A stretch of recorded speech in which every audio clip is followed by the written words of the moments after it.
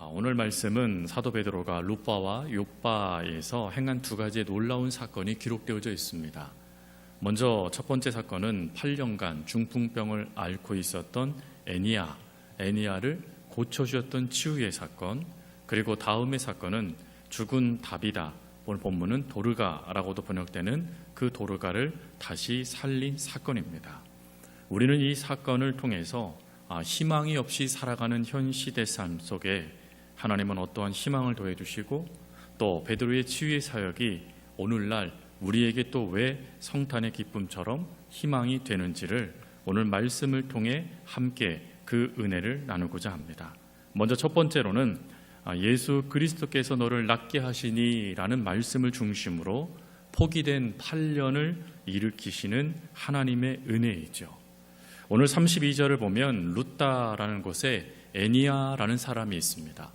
이 애니야라는 사람은 남성입니다. 그가 8년간 중풍병에 걸려서 침상에 누워 있습니다.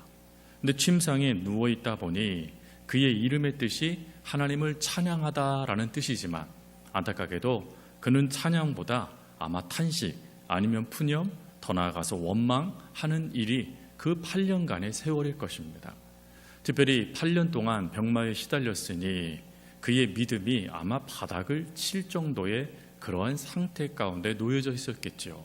근데 그러한 현실 가운데 베드로가 그 이 룻다에서 애니야를 만나고 그리고 난 다음부터 그의 삶이 찬양이 되도록 만들어 갑니다. 근데 그 역사를 이루기 위해서 먼저 34절에 베드로는 뭐라고 얘기하냐면 예수 그리스도께서 너를 고쳐주신다라고 이야기를 합니다. 근데 여러분 여기에서 이 애니야를 다시 한번 우리가 생각해 봐야 되죠. 만약에 여러분들이 8년간 중풍병에 의해서 병상에 누워있다라면 지금 갑작스럽게 제가 그 여러분들을 방문해서 이제 하나님께서 권사님, 집사님을 고쳐주신답니다 라고 하면 여러분 믿으시겠습니까? 어떠세요? 왜 아멘도 안 하세요? 최소한 노멘이라도 아멘을 하셔야죠. 믿지 못할 것 같아요. 저라도. 왜 그렇죠? 그가 기도하지 않았을까요? 8년이나 세월 동안 그는 기도했을 것입니다. 근데 세월이 지나면 지날수록 그 기도가 줄어들기 시작했을 것이고 그리고 어느 날에는 아예 기도도 하지 않고 자신의 신세 한탄만 할 것이죠. 이것은 아마 병마를 포함한 수많은 문제를 겪었던 성도들이 모두가 경험하는 그런 문제이기도 할 겁니다. 병마뿐 아니라 사업도 마찬가지고 또 가족의 구성원들을 놓고 기도할 때도 마찬가지죠. 하나님께 끊임없이 간구합니다. 그리고 온 힘을 다해서 하나님께 집중하는데 세월이 지나면 경과가 나타난다든지 아니면 조그마한 그런 기미라도 좀 보여주신다던가 하면 좋을 텐데 어떤 응답도 주어지지 아니하면 우리는 그때부터 모든 것을 포기해버리는 그런 상태가 되지 않습니까? 그러니 지금 베드로가 하나님이 너를 일으켜 주실 거야, 치료해 주실 거야 라는 이것을 대부분의 신학자들은 뭐라고 받아들이냐면 애니야가 이것을 미래에 일어날 일 정도로 취급해 버렸을 것이다 라고 이야기를 합니다. 즉 베드로, 예수님의 제자가 그의 곁에 왔어도 그 무너진 믿음이 회복되지가 못하고 있었다라는 것이죠. 그런데 오늘 이 말씀이 또 우리들에게도 적용되어질 때 우리가 기억해야 될 것, 오늘 이 말씀은 미래형을 이야기한 게 전혀 아닙니다.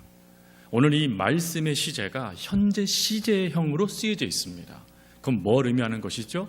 베드로가 그곳에 오기 전부터 하나님이 애니야를 고치시기 시작했다라는 것을 말하는 것입니다.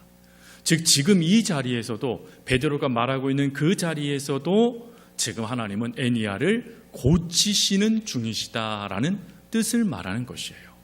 여러분 이런 뜻에 그 다음 말씀에 보면 일어나 내 자리를 들고 정돈하라 그랬더니 그가 일어났다 라는 이야기를 우리가 보면서 야, 그 사람의 믿음이 회복돼서 일어난 거구나 라고 또 우리가 반응할 수 있어요.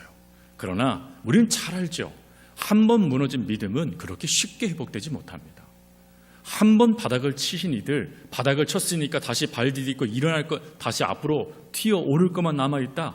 여러분, 그것은 그냥 희망일 경우들이 많아요. 바닥이면 그냥 바닥이에요. 먼지만 날리고요, 아픔만 가득한 게 바닥입니다.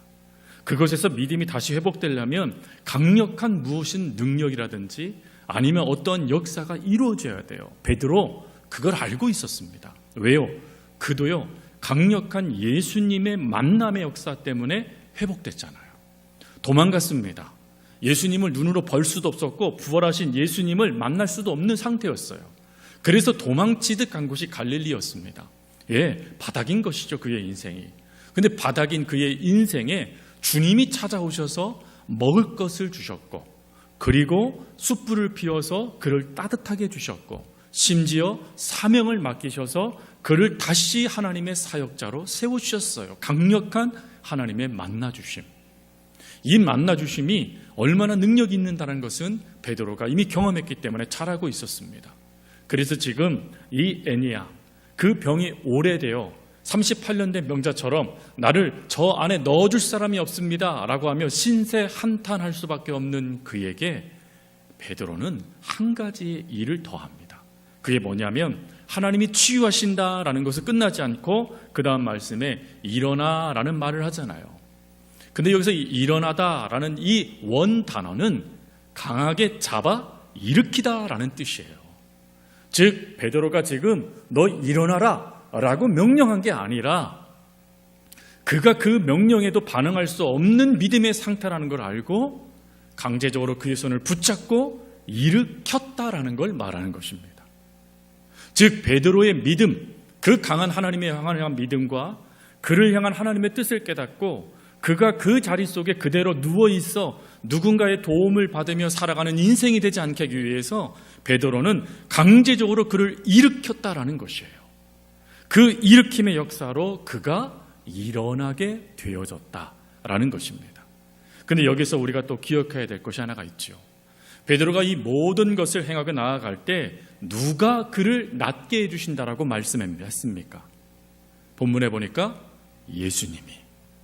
즉 이 모든 역사는 예수님께서 행하실 역사이지 내가 강해서 능력이 있어 되어진 역사가 아니다 하여 자신을 바라볼 수 있는 여지를 아예 잘라버리고 완전히 하나님만 의지하도록 만든 사건이 바로 이 사건이기도 하다라는 것이죠.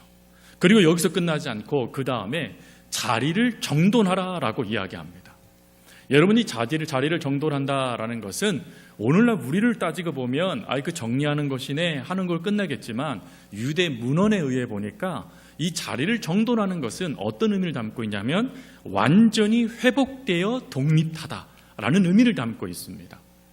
즉 자리를 정돈해라 라는 이 뜻은 네가 앞으로 병이 나을 것이니까 그때 되면 잘 정리해서 그리고 다시 온전하게 하나님을 잘 믿어, 이게 아니라 이미 베드로가 그를 붙잡아 일으키기 전에 하나님이 그에게 치유의 역사를 도하셨고 그리고 베드로가 그를 일으켰을 때 그는 완전히 치유됐다라는 걸 말하는 거예요.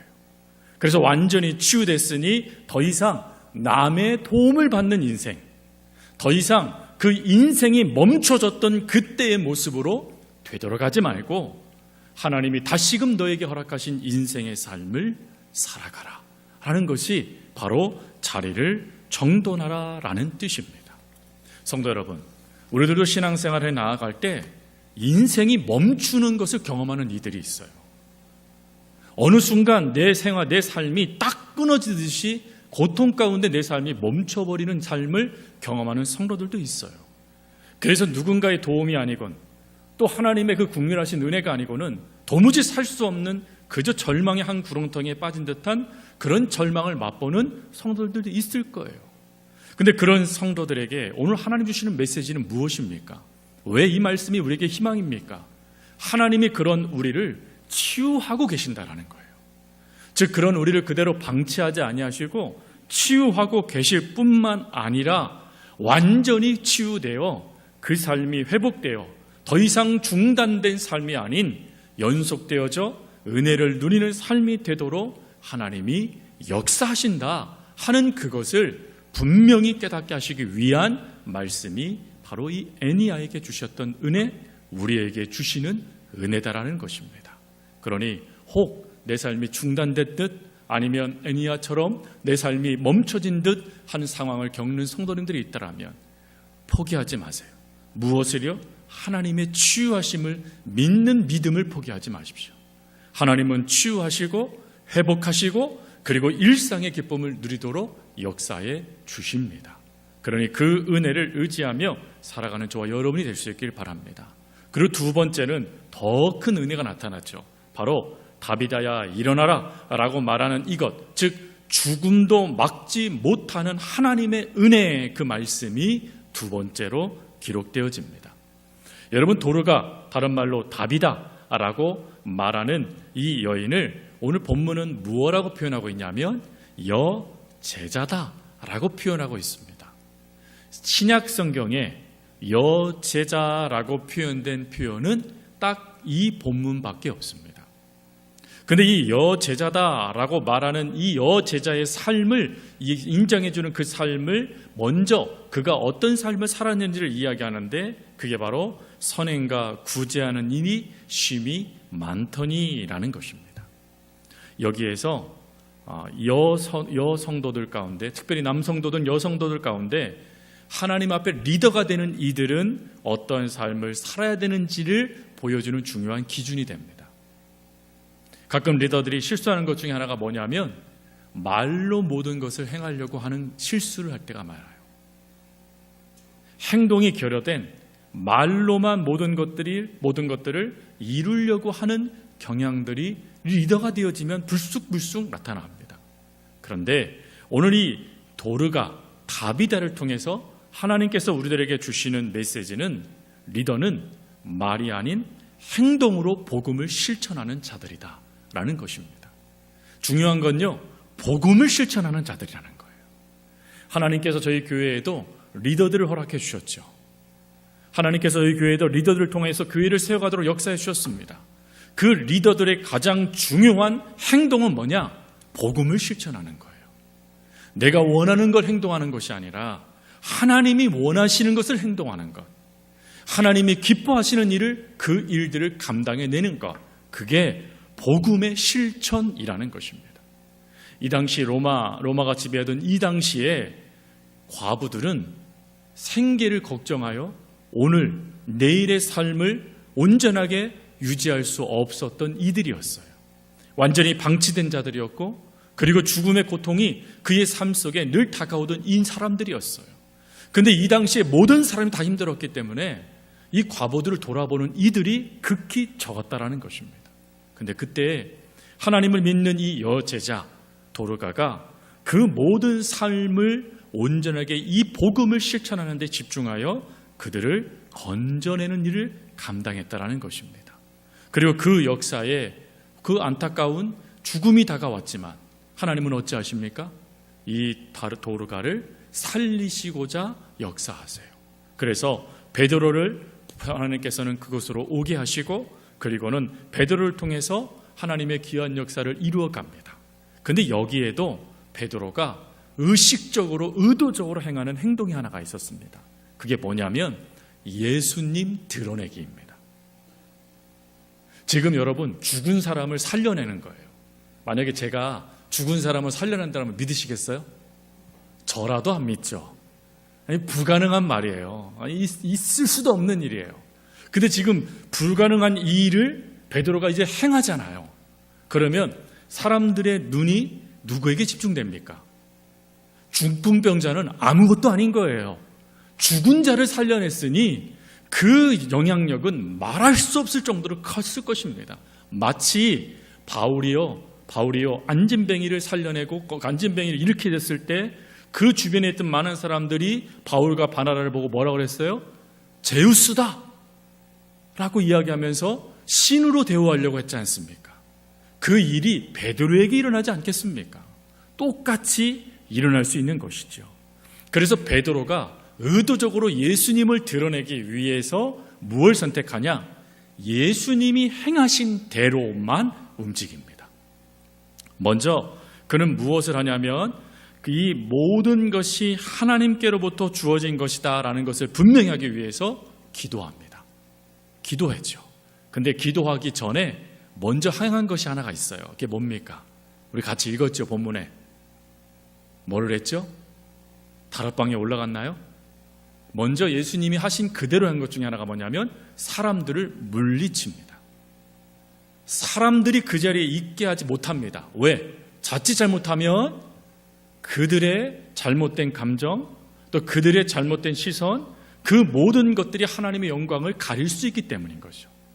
그래서 예수님이 행하신 대로 베드로도 똑같이 사람들을 물립니다. 그리고 난 다음에 두 번째, 무릎을 꿇고 기도해요.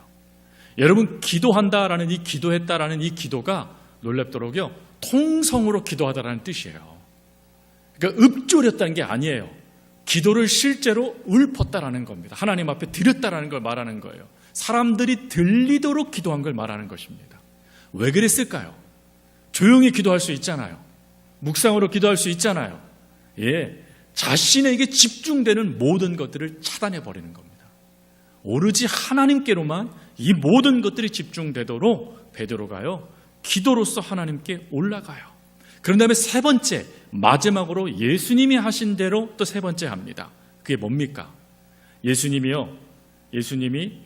야이로의 죽은 야이로의 딸을 살리실 때 아람어로 뭐라고 그러셨습니까? 나중에 성경 퀴즈대회를 한번 해야겠습니다. 성경 퀴즈대회. 그 성경 퀴즈대회 본문은 수요 예배 본문을 하겠습니다. 여러분 수요 예배 때 늘 나오시겠죠? 그렇죠. 성경 퀴즈를 한번 해야겠어요. 그렇죠? 한번 해보겠습니다. 제가 뭐 한다 그랬으면 하니까. 예수님께서 뭐라고 그러셨냐면 달리다쿰이라고 말씀하셨죠. 달리다쿰이라고 말씀하시며 소녀야 내가 내게 명령하니 일어나라 라는 게 달리다쿰이라는 아람어입니다. 베드로가 이걸 그대로 사용해요. 단요 조금 달라지게 말입니다. 뭐라고 선언하냐면 다비다쿰이라고 합니다. 실제로 다비다의 이름을 이야기하며 쿰 일어서라 라는 이야기를 해요. 철저하게 예수님을 드러내는 행동과 말을, 기도를 하고 있는 것입니다. 이걸 통해서 베드로는 부활의 능력, 이 모든 것들은 나에게 있는 것이 아니라 하나님께 있는 것입니다 라는 것을 분명히 하고 그 다음에 어찌하죠? 일어나는 놀라운 역사가 일어나요. 근데 오늘 본문에 여러분 말씀을 읽으시면서 조금 의아하다라는 구절은 없으셨나요? 제가 이 성경 말씀을 설교 준비를 하다가 원어를 쭉 보다가 좀 너무 의아한 구절이 있는 거예요. 그게 뭐냐면 분명히요 41절에 베드로가 이렇게 하면서 사람들을 이 도르가를 살려내잖아요. 그래서 일어나 앉았잖아요. 이미 일어나 앉았는데 베드로가 어찌합니까? 다시 손을 통해서 일어나라라고 또 이야기를 해요. 이게 이해가 안 되는 거예요. 이미 일어나서 앉았거든요. 근데 베드로가 다시 또 뭐라 그러냐면 손을 내밀어 일으키고, 그러면 뭐예요 이거? 이미 일어나 앉았는데 일으키고. 근데 이 의미가 의학적으로 설명해내는 주석이 있더라고요. 이게 뭐냐면 다비다는 이미 죽었습니다. 그렇죠. 모든 기관이 멈췄습니다. 멈췄던 그가 하나님의 능력으로 일어나 앉았어요. 근데 문제는 뭐죠? 죽었던 육체가 온전하게 회복되지는 못했다라는 것입니다. 다시 온 기관이 살아 역사하지는 못했다라는 거예요. 그러다 보니까 그가 일어날 때 이 다비다는 여제자가 쓰러질 뻔했다라는 거예요. 그래서 베드로가 손을 내밀어 이 일으키다라는 단어가 붙잡다라는 단어더라고요. 붙잡아 주다. 붙잡아서 다비다가 쓰러지지 않도록 그 곁을 지켜준 것. 이 내용이더라고요. 그래서 이 내용이 이해가 되더라고요. 아, 이게 이런 거였구나. 번역의 이 부분은 좀 잘못됐구나 하는 그런 생각을 갖게 됐어요. 실제로 일어나서 그가 넘어질 뻔한 걸 베드로가 붙잡고 그 되어지는 그 모습을 보면서 사람들이 뭐예요? 기뻐해요. 감사해요. 그리고 오늘 말씀이 끝나면 사실은 이 중요한 의미가 사라지는 거죠. 왜 그렇죠? 사람은 어찌 됩니까? 언젠가는 또 죽습니다. 그러면 죽음으로 살려놨지만 또 문제는 해결되지 않아요. 그래서 오늘 사도 요한은 오늘 이 본문을 이야기하면서 그가 의도적으로 하나님 예수님에 대해서 이야기하면서 결정적인 두 사건의 연결고리를 마지막에 적어놨습니다. 그 연결고리가 뭐죠? 먼저 35절을 보세요. 35절에 보면 이렇게 되어 있습니다. 룻다와 사로네에 사는 사람들이 다 그를 보고 주께로 돌아오니라. 그리고 또 마지막 42절이요.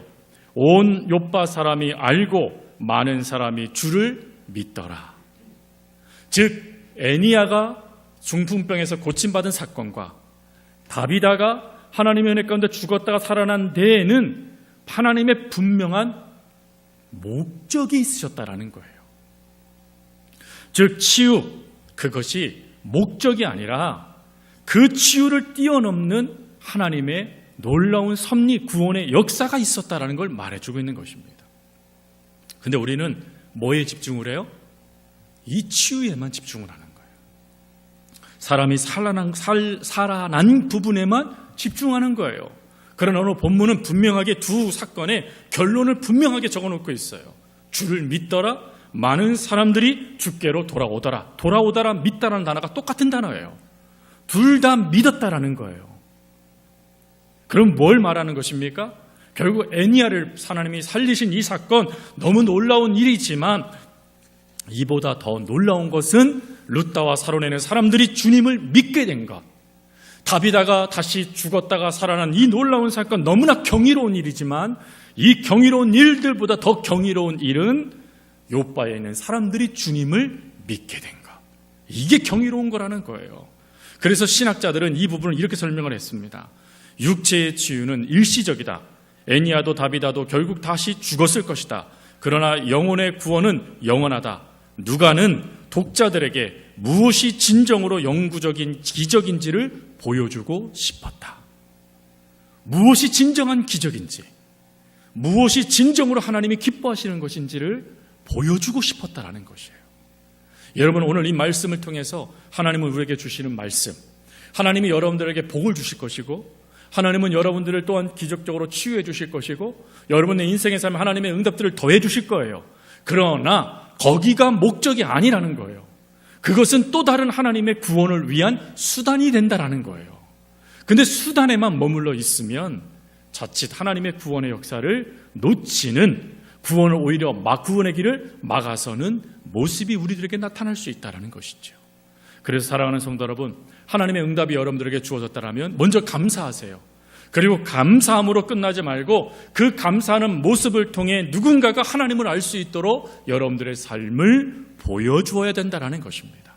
보여줄 때 그 주변에 있는 사람들이 여러분들을 보고, 아, 하나님을 믿는 것이 이것이구나, 그리고 하나님을 믿었을 때 이런 역사가 이루어지고 그 역사의 응답이 나에게도 주어지는 은혜가 되는 거구나 라는 것을 깨닫도록 해야 된다는 것이죠. 하지만 우리 한국교회가 이걸 많이 놓치고 있다는 것이죠. 그래서 우리는 다시금 말씀을 기억하면서 하나님이 여러분들에게 응답하신 것은 수단입니다. 목적이 아니에요. 목적은 뭐죠? 복음의 확장입니다. 예수 그리스도의 복음이 전파되는 것이에요.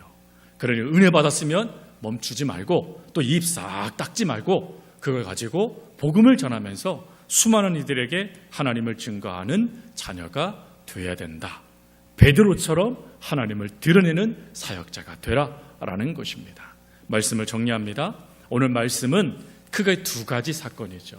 하나는 8년 된 중풍병자의 병고침의 사건, 또 하나는 다비다 여제자가 다시금 살아나 하나님의 귀한 일에 쓰임받는 사건입니다.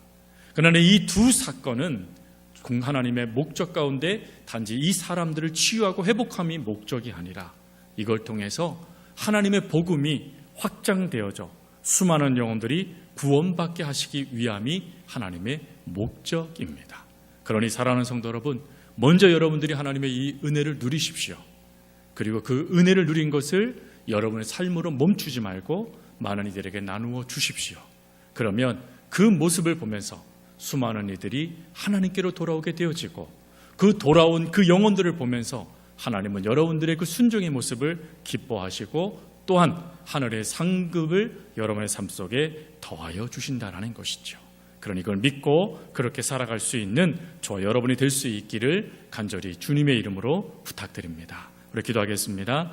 사랑과 은혜가 많으신 아버지 하나님, 오늘 말씀을 통해서 하나님께서 애니아와 타비다를 살려주신 목적, 치유하신 목적은 그 주변에 있는 사람들이 하나님을 믿게 하기 위함이라는 것을 하나님 오늘 말씀을 통해 깨달아 싸우니, 하나님께서 저희들에게 응답하여 주실 때, 또 수많은 것으로 저희 삶 속에 역사하여 주실 때 감사함으로 또 우리 모든 것들을 멈추는 것이 아니라 그것이 또 다른 이들에게 복음이 될 수 있다는 것을 깨달아 많은 이들에게 그 기쁨의 소식을 증거할 수 있는 저희들 하나님 되게 하여 주옵소서. 그리고 또한 베드로가 철저하게 자신을 숨기고 예수님을 보여주는 삶, 드러내는 삶을 살았던 것처럼 저희들도 예수님이 드러날 수 있다라면 우리 자신이 잊혀진다 할지라도, 또 온전하게 인정받지 못한다 할지라도 예수님만큼은 온전히 베드로처럼 드러낼 수 있는 삶을 선택할 수 있도록 하나님 저희들에게 믿음을 주시고 또 저희들의 삶을 가르쳐 주시고 저희들의 삶을 이끌어 주옵소서. 감사합니다. 언제나 저희들을 사랑하여 주시는 예수님의 이름으로 기도합니다. 아멘.